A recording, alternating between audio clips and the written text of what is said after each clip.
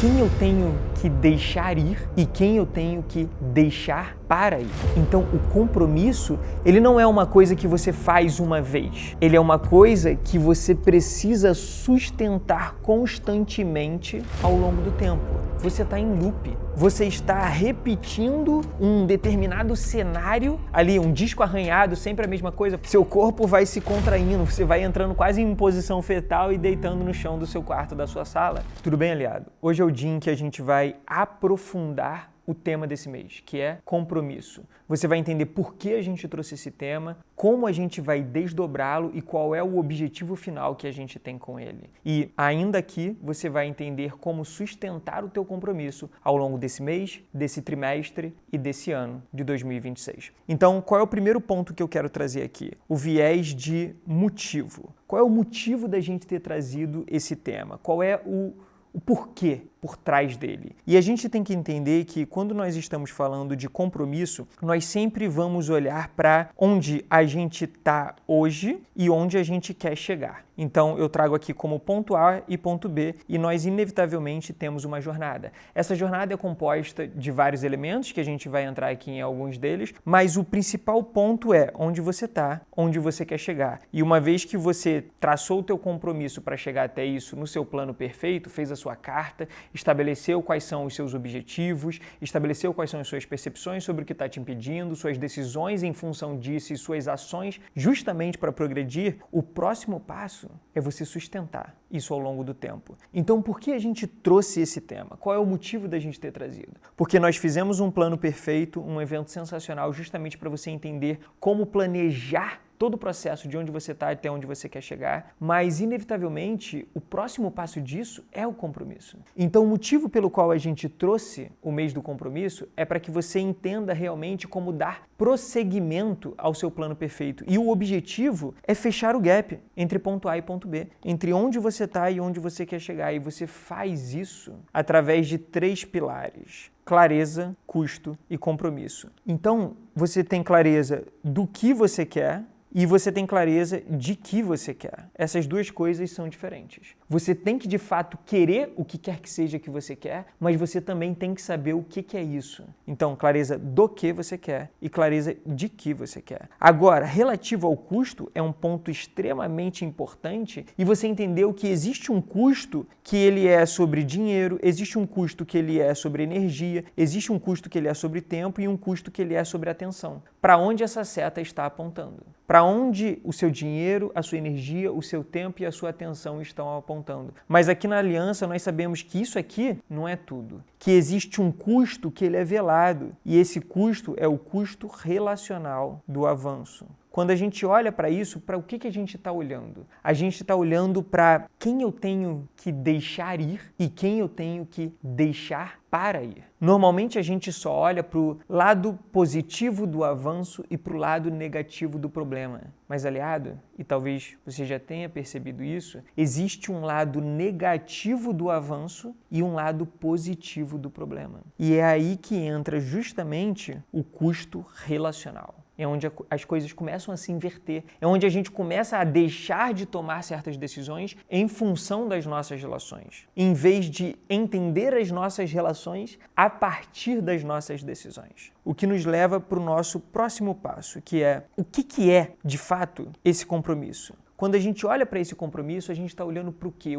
Como eu defino isso? É fazer o que você falou que ia fazer. Sim, mas o compromisso ele é a repetição diligente, disciplinada, constante de uma decisão ao longo do tempo necessário para chegar até onde você queria. Então, o compromisso, ele não é uma coisa que você faz uma vez. Ele é uma coisa que você precisa sustentar constantemente ao longo do tempo. E o que nos leva para um segundo ponto, que é o quê? A decisão que você vai tomar depois da decisão que você já tomou mudará o rumo da sua vida. Vou falar de novo. A decisão que você vai tomar depois da decisão que você tomou mudará o rumo da sua vida. Isso aqui é o cerne do compromisso. Então, o que acontece? Quando a gente vai olhar para compromisso, a gente precisa olhar para repetição de decisão ao longo do tempo. E aí, para onde a gente vai agora? Não é só que você fez o plano, você entendeu qual é o caminho para chegar até lá e você vai se comprometer com isso que tudo simplesmente vai dar certo. Existem obstáculos nesse processo. E eu separei esses obstáculos em duas categorias: você e ambiente. A gente pode separar basicamente a nossa vida nesses dois elementos. Existe você e existe o ambiente em que você está inserido. Então, quando a gente olha para você, o que existe aqui? Existem pensamentos, existem comportamentos, existem sentimentos, existem emoções. Tudo isso acontece dentro de você. Tudo isso ninguém mais vê. O seu comportamento as pessoas veem, mas o porquê, o motivo, o padrão e etc., tudo acontece na sua vida. E no que a gente tem no ambiente? A gente tem principalmente um ambiente dividido entre duas coisas: o ambiente social e o ambiente físico. Quando a gente olha para essa separação, a gente está olhando para relações e a gente está olhando para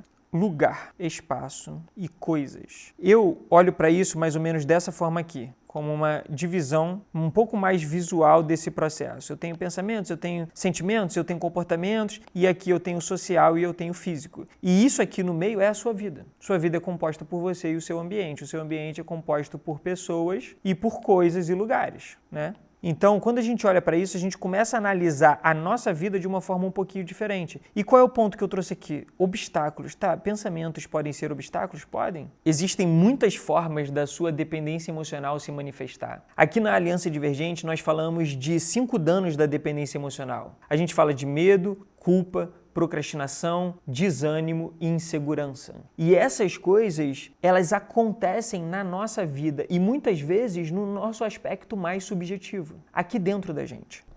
A próxima parte é justamente te dar uma estratégia, na verdade várias estratégias para você lidar com esses obstáculos, mas primeiro eu vou entrar um pouquinho mais nisso aqui. Depois disso nós temos comportamentos. Quantos dos nossos comportamentos contribuem para aquilo que a gente quer? Lembra do ponto A e do ponto B? Quando a gente está olhando para cada um desses pontos aqui, nós temos que analisar sempre acontecimento, comportamento e relacionamento. Acontecimento, comportamento e relacionamento. Acontecimento, comportamento e relacionamento. O aliado mais atento sabe que esses pontos vermelhos aqui, eles são alguma coisa que algumas pessoas têm medo e outras já entenderam que quanto mais, melhor. E esse ponto vermelho aqui é a pré-queda. A pré-queda é uma bifurcação existencial. É o momento em que você tem duas possibilidades. Você pode repetir o padrão e cair, por isso pré-queda, ou você pode romper o padrão e subir. A pré-queda também é pré-salto. Então, em todas essas oportunidades, nós precisamos analisar os 3 padrões que existem, os 3 tipos de padrões: acontecimento, comportamento e relacionamento.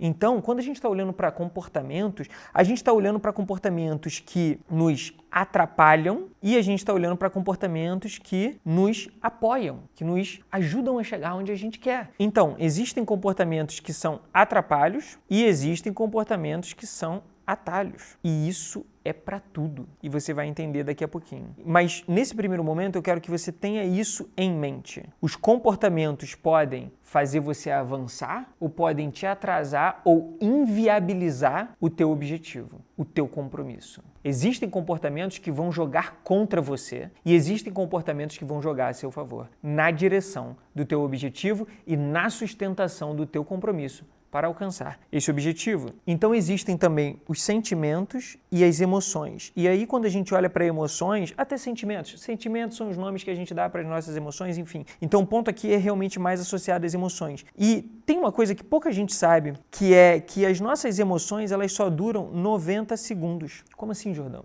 Já fiquei dias inteiros com raiva de alguém ou sentindo uma mágoa, uma coisa ruim, uma tristeza. Sim, você pode ficar mais de 90 segundos sentindo alguma coisa, com uma determinada emoção. Mas neurofisiologicamente falando, do momento que você pensa em alguma coisa, daquilo que são hormônios e neurotransmissores percorrendo a sua corrente sanguínea até aquilo se dissipar completamente, todo esse percurso demora 90 segundos, 1 minuto e meio. Então, se você está há mais de 90 segundos sentindo uma determinada emoção, independentemente aqui, nesse caso, dela ser boa ou ruim, você está em loop. Você está repetindo um determinado determinado cenário internamente, porque o nosso cérebro não diferencia muito o lado de fora e o lado de dentro. Você pode estar repetindo do lado de fora também, mas você pode estar repetindo do lado de dentro. Tipo uma conversa interna que fica ali, um disco arranhado, sempre a mesma coisa. Por exemplo, o que eu falei antes. Eu acho que foi viagem, eu acho que eu só me empolguei, eu acho que não vai dar certo, eu acho que isso. E você vai, seu corpo vai se contraindo, você vai entrando quase em posição fetal e deitando no chão do seu quarto, da sua sala. Então, com as emoções, a gente precisa levar em consideração que elas só duram 90 segundos. Eu já estou aqui pulando um pouquinho para o nosso segundo ponto, que são as estratégias, mas justamente quando você está sentindo uma coisa há muito tempo e ela não é uma coisa boa, ela não é um atalho, ela é um atrapalho, existem coisas que você pode fazer para mudar isso. E eu vou entrar nisso daqui a pouco. Sobre as relações,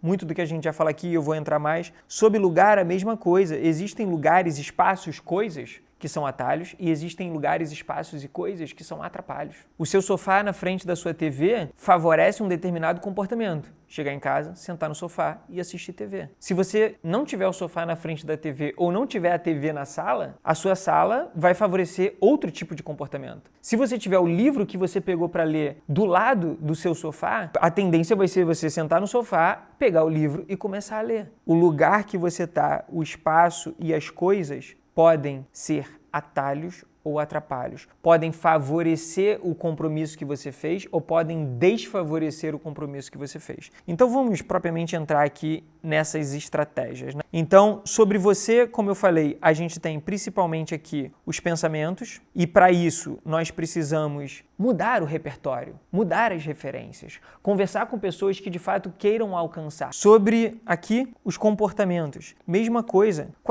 Converse com as pessoas que alcançaram as coisas que você quer alcançar e identifique ou questione elas sobre quais são os comportamentos que elas têm. E aqui tem um ponto muito importante. Lembra da escada da postura? A escada da postura, ela tem 5 degraus, né? E muitas vezes a gente fica preso aqui, no reclamar, a gente fica preso no justificar e a gente nunca sobe para o questionar. O questionar, ele é um degrau muito importante, porque justamente é aqui que você pode começar a descobrir coisas que antes você não sabia. Mas tem uma armadilha aqui, porque é aqui que você pode perguntar para descer também. Então você pode questionar de uma forma que você queira alcançar o seu objetivo. Eu não estou conseguindo, o que eu faço para conseguir? Ou por que eu não estou conseguindo? E aí você pode responder, porque nunca vai dar certo para mim mesmo, porque as coisas não funcionam, porque fulano era diferente de mim, porque... E aí tudo isso é para descer, tudo isso é para encontrar uma justificativa, tudo isso é para reclamar. Agora, por que não eu? Por que eu não? Por que eu não consegui ainda? O que eu preciso ajeitar na minha vida para poder subir? Entende? Então existem muitas formas de você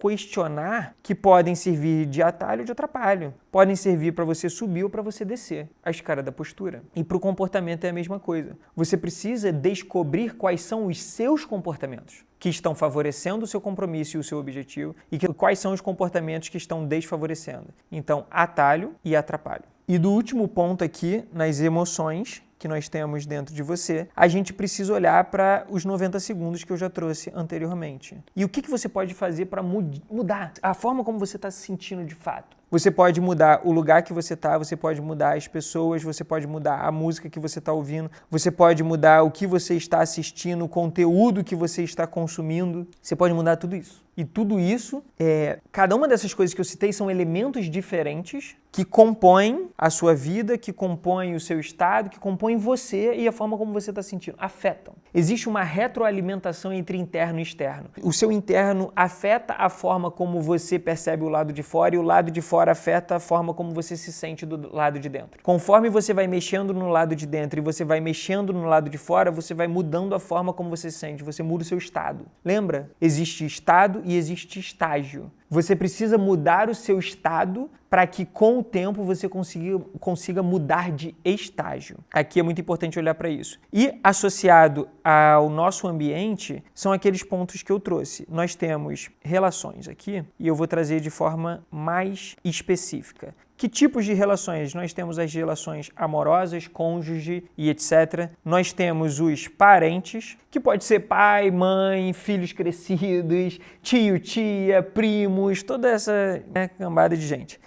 Nós temos aqui também amigos e nós temos as pessoas que nós conhecemos do nosso trabalho. Claro que pode ter uma sobreposição entre esses diferentes grupos. Eu posso estar, a pessoa que é minha cônjuge pode ser uma pessoa do meu trabalho, ou o meu parente pode trabalhar comigo, ou o meu parente pode ser meu amigo, ou o meu amigo pode trabalhar comigo, enfim. É óbvio que podem haver sobreposições e interseções entre esses diferentes grupos. Mas qual é o ponto aqui? Quando a gente está olhando para relações, de novo, nós temos a dicotomia entre atalho e atrapalho. E existem relações amorosas que são atalhos e existem relações amorosas que são atrapalhos. E qualquer uma dessas relações pode entrar nesse lugar. E aí, por último, nós temos o ambiente físico, que é justamente o que eu trouxe anteriormente. Você pode transformar a sua casa num antro de compromisso com o seu sonho. Ou a sua casa pode ser o pior lugar para realizar o seu sonho grande. A composição física dos espaços pode ser o pior lugar. Os cômodos podem ser o pior lugar. Às vezes o lugar onde você mora, o bairro em que você está é o pior lugar. A cidade que você está é o pior lugar. Às vezes até o país. Espaço físico e as coisas que estão ali. Quais são os livros que você tem em casa?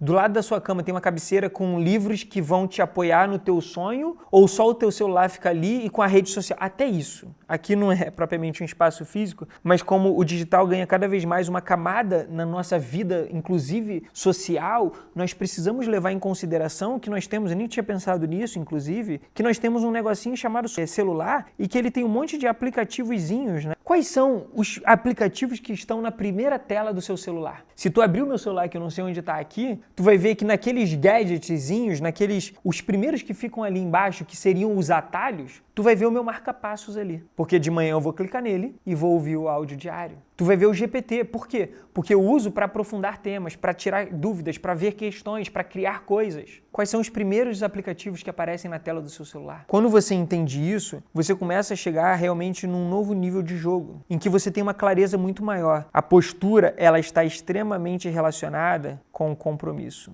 Lembra como eu defini o compromisso? Como a repetição de uma decisão de forma diligente ao longo do tempo. Ou seja, que tempo? Até você alcançar o teu objetivo. Até você alcançar o teu sonho. Até você poder traçar um novo plano. Até você fazer um novo compromisso. Postura, gente. Postura.